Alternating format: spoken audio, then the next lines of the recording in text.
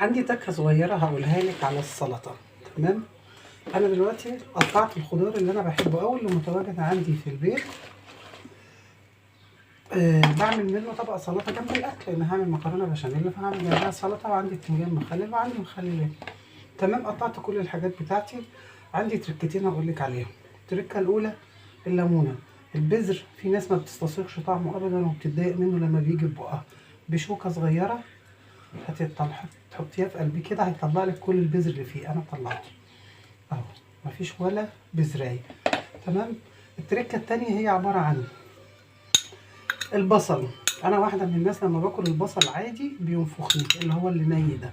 فبعمل ايه؟ بقطعه قبل ما اعمل السلطه وبحطه في شويه خل وملح وليمون، وبعد كده بصفيه وببدا احطه على السلطه. بيقلل من حدته شويه، ولو كان في غازات طياره اللي هي بتعمل انتفاخ والحاجات دي فبتروح. هنعصر بقى الليمون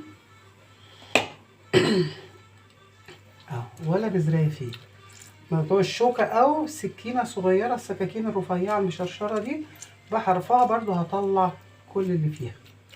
بعصرها كويس جدا وببدا اقلب السلطه. السلطه لما تعمليها ما تحطيش عليها الملح دلوقتي، لان الملح هيدبلها. ممكن تحطيها في التلاجة حتى لو الخضار بتاعك مش مصحصح قوي هيبدا يصحصح ويبقى فريش. بمعلقتين وهقلبها. قبل ما اقلب هحط ايه؟ حطيت الليمون، هحط شويه كمون. احنا بنحط كمون وخل فقط لا غير، ما بنحط الزيت ولا بنحط الملح، على اساس اني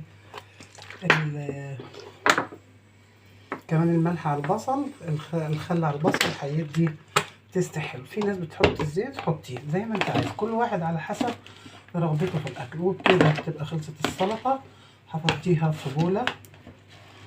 انا بس عشان الكميه كانت كبيره شويه فكنت بعمل فطار افضيها. وبالمناسبه انا ما لقيتش بقدونس، لقيت شبت حطيته. الشبت فوق ما تتخيلي. يعني خشي على جوجل وطلعي الشبت واقري اللي عليه وانت تعرفي ان هو حاجه كويسه جدا جدا جدا. هحط السلطه في البوله، يا اما اركنها بره بما ان ما فيهاش ملح، او اغطيها بطبق واسيبها على الترابيزه. الميه اللي نازله منها هي الميه بتاعت الطماطم والبصل والخس وكل حاجه. ما بتحطلهاش ميه الا الناس اللي عايزه تعمل الشرقي اللي هي بتاعت الشوي ده موضوع تاني خالص. التانيه بتبقى قطع كبيره. ادي طبق سلطه محترم، وبما اننا صايمين فهناكل، وفي السحور اللي هيتبقى هناكله ان شاء الله. احط المعلقتين بتوعها معاها للمحارين، وهبدا اضغط عليها شويه وهغطيها بطبق وهسيبها مغطيه عشان مفيش اي حشره ولا اي حاجه تقف عليها. مكونات السلطه بتتوقف عليك وعلى الخضروات اللي موجوده عندك في البيت. يعني انا حاطه طماطم وخيار وكابوتشي وبصل و اللهم صل على النبي احسن وشبت، والتوابل اللي انا قلت لك عليها.